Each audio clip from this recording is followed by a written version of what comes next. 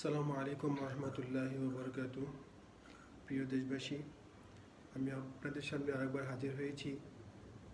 আজকে যারা অন্যায়ভাবে মানুষ হত্যা করতেছে সামান্য দুনিয়ার অর্থ অর্থ সম্পদের লোভে পড়ে, তাদের ভয়ঙ্করতম পরিণতি সম্পর্কে আমি ছোট্ট একটা কথা তুলে ধরব। আহ, ঘটনা ছিল অষ্টম হিজরি, রমজান মাসের প্রথম ভাগ। মহানবী সাল্লাল্লাহু আলাইহি সাল্লাম হযরত আবু কাতাদা রাদিয়াল্লাহু তাআলা আনহুর সাথে একদল সাহাবীদেরকে দিয়ে একটা অভিযানে পাঠানো হয়।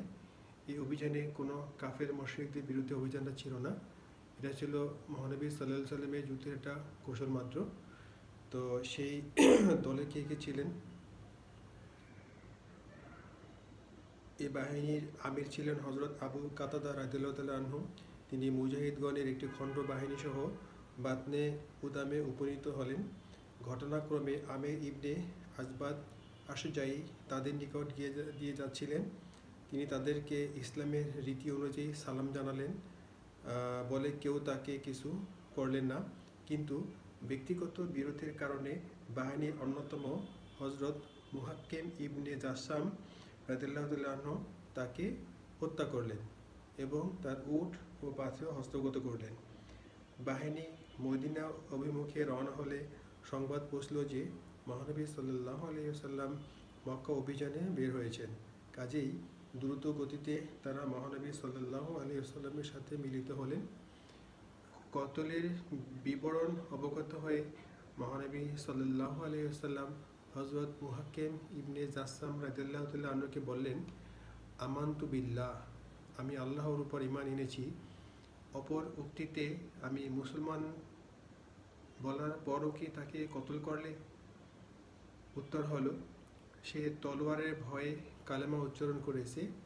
তিনি রেগে গিয়ে বললেন, তার হৃদয়, তিনি অর্থাৎ মহানবী সাল্লাল্লাহু আলাইহি সাল্লাম রেগে গিয়ে মুহাক্কেম ইবনে জাসামকে বললেন, তার হৃদয় বিদীর্ণ করলে না কেন? তখন মুহাক্কেম বলল, কেন ইয়া রাসূলুল্লাহ সাল্লাল্লাহু আলাইহি সাল্লাম? তখন নবীজি সাল্লাল্লাহু আলাইহি সাল্লাম বললেন, তবে তুমি জানতে পারতে সে সত্যবাদী না মিথ্যাবাদী। অন্য একটি হাদিসে উল্লেখ আছে যে তিনি এরূপ বললেন, সে যা বলল তা বিশ্বাস করলে না কেন? অথচ তার হৃদয় কি আছে তা তুমি অবগত নও। হযরত মুহাক্কেম ইবনে জাসাম রাদিয়াল্লাহু তাআলা আনহু বললেন, আমার জন্য মহান আল্লাহর দরবারে ইস্তিগফার করুন। মহানবী সাল্লাল্লাহু আলাইহি সাল্লাম বলেন, আল্লাহ তোমাকে ক্ষমা না করুন। হযরত মুহাক্কেম ইবনে জাসাম রাদিয়াল্লাহু আনহু সে স্থান হতে চাদর প্রান্ত দ্বারা অশ্রু মুছতে মুছতে প্রস্থান করলেন। এই সম্পর্কে মহান আল্লাহ অবতীর্ণ করলেন, অর্থাৎ হে ঈমানদারগণ, যখন তোমরা আল্লাহর পথে জিহাদে গমন করো তখন লোকের আকীদা সম্পর্কে পূর্ণ তথ্য গ্রহণ করো এবং যে তোমাদের প্রতি পার্থিব সম্পদ অন্বেষণ করে থাকে, যে তোমাদের প্রতি সালাম করে তাকে বলিও না তুমি ঈমানদার নও। এরূপ উক্তি দ্বারা তোমরা পার্থিব সম্পদ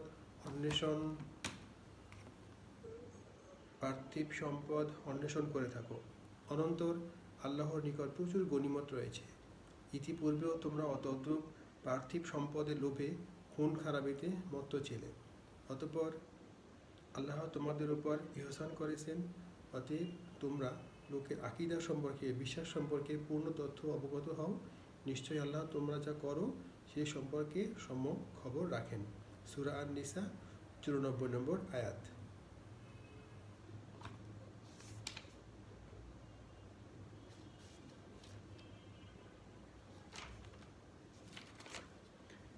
এরপর হুনাইনের যুদ্ধে জোহরের নামাজ আদায় করার পর মহানবী সাল্লাল্লাহু আলাইহি সাল্লাম একটি গাছের নিচে উপবেশন করলেন। এ সময় হযরত উয়াইনা রাদিয়াল্লাহু তাআলা আনহু হযরত আকরা ইবনে হারিস রাদিয়াল্লাহু তাআলা আনহু হতে আমিরের রক্তপণ দাবি করলেন। ওই যাকে মুহাক্কেম ইবনে জাসাম যে ব্যক্তিকে হত্যা করেছিল তার ব্যাপারে হারিস রাদিয়াল্লাহু তাআলা আনহু হতে আমিরের রক্তপান দাবি করলেন। মহানবী সাল্লাল্লাহু আলাইহি ওয়াসাল্লাম বলেন, তোমরা দিয়ত বাবদ এখন 50টি উট গ্রহণ করো, মদিনায় প্রত্যাবর্তন করলে আর 50টি উট গ্রহণ করিও। সমবেত সাহাবীদের নির্দেশ পেয়ে হযরত মুহাক্কেম রাদিয়াল্লাহু তাআলা আনহু ও অশ্রু পুনর্নয়নে মহানবী সাল্লাল্লাহু আলাইহি সাল্লামকে পুনরায় ইস্তেগফার করার জন্য অনুরোধ জানালেন। মহানবী সাল্লাল্লাহু আলাইহি সাল্লাম উচ্চ আওয়াজ করে 3 বার বলেন, হে আল্লাহ, মুহাক্কেমকে ক্ষমা করো না। হতমান ও অনুতপ্ত হযরত মুহাক্কেম রাদিয়াল্লাহু আনহু কাঁদতে কাঁদতে চলে গেলেন। 7 দিন পর তার মৃত্যু হলো। যথারীতি দাফন কাফন করা হলো, কিন্তু মাটি তাকে গ্রহণ করল না। মাটি তার লাশকে উপরে নিক্ষেপ করে দিল। পরের দিন আরও ভালোভাবে মাটি দেওয়া হলো, কিন্তু লাশ পূর্ববৎ নিক্ষিপ্ত হলো, অর্থাৎ কবর থেকে লাশ বাইরে চলে আসছে। এভাবে কয়েকবারই ঘটল। অনন্যপায় হয়ে লোকজন তার লাশকে জড়ায়ে ঢেকে রাখলেন। এই ঘটনা শ্রবণ করে মহানবী সাল্লাল্লাহু আলাইহি সাল্লাম বললেন, তার চেয়ে বদকারকেও জমিন গ্রহণ করে। তবে অবৈধ রক্তপাতের পরিণামের একটি নজির মহান আল্লাহ তাআলা তোমাদেরকে দেখাই দিলেন, যাতে তোমরা নসিহত গ্রহণ করো এবং এরূপ কাজ করতে অগ্রসর না হও। অর্থাৎ এই হাদিস দ্বারা মহানবী সাল্লাল্লাহু আলাইহি সাল্লাম যেটা বোঝাতে চেয়েছেন আল্লাহ পাকের কোরআনের আলোকে, সেটা হলো, যদি কোনো ব্যক্তি অন্যায়ভাবে কাউকে হত্যা করে থাকে, তার তওবা আল্লাহ পাক অনেক সময় কবুল করেন না। এই মুহাক্কেম ইবনে জাসসাম রাদিয়াল্লাহু আনহু উনি হলেন তার জ্বলন্ত প্রমাণ। সুতরাং আজকে যে আমরা ব্যক্তিগত শত্রুতার কারণে একজন আরেকজনকে হত্যা করতেছি, অবৈধ সম্পদ অর্জন করতে গিয়ে একজনকে হত্যা করতেছি এবং এই ষড়যন্ত্রমূলক কাজের অংশগ্রহণ করতেছি, এরা প্রত্যেকেই হলো আল্লাহ পাকের কাছে অভিশপ্ত এবং তাদেরকে আল্লাহ পাক ক্ষমা করবেন না। সেটা মহানবী সাল্লাল্লাহু আলাইহি সাল্লাম এই মুহাক্কেম ইবনে জাসসামের জীবন দ্বারা প্রমাণ করে দিলেন। সুতরাং আজকে যারা অবৈধ সম্পত্তির পিছনে ছুটে বেড়াচ্ছেন, মানুষকে হত্যা করতেছেন, আমি আপনাদের কাছে অনুরোধ করব, যারা মুসলিম পরিবারে জন্মগ্রহণ করেছেন তারা দয়া করে অন্যায়ভাবে মানুষকে হত্যা করতে যাবেন না। স্বয়ং নবীজি সাল্লাল্লাহু আলাইহি সাল্লামও তিনি অভিশাপ দিয়েছেন যে আল্লাহ পাক যেন তাদেরকে ক্ষমা না করে যারা অন্যায়ভাবে মানুষকে হত্যা করে। কত ভয়ঙ্কর কথা!